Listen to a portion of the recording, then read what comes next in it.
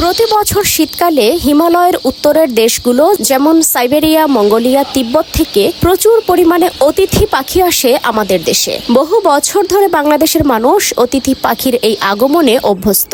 দেশের বিভিন্ন স্থলে এসব পাখি আসলেও জাহাঙ্গীরনগর বিশ্ববিদ্যালয়ের লেকগুলো যেন ছিল এসব পাখির অভয়ারণ্য।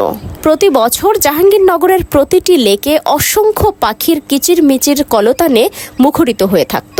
দেশের বিভিন্ন স্থান থেকে এসব পাখি দেখার জন্য প্রচুর পরিমাণে পর্যটক এই এলাকায় আসতো। কিন্তু এবছর জাহাঙ্গীরনগরের শুধুমাত্র একটি লেকে অতিথি পাখি এসেছে। অন্য সব লেকগুলো অতিথি পাখির অভাবে যেন খা খা করছে। অতিরিক্ত মানুষের বিচরণ, অপরিকল্পিত নগরায়ন এবং অতিরিক্ত গাড়ির হর্নের কারণে অতিথি পাখিরা আর আমাদের দেশে আসতে চায় না।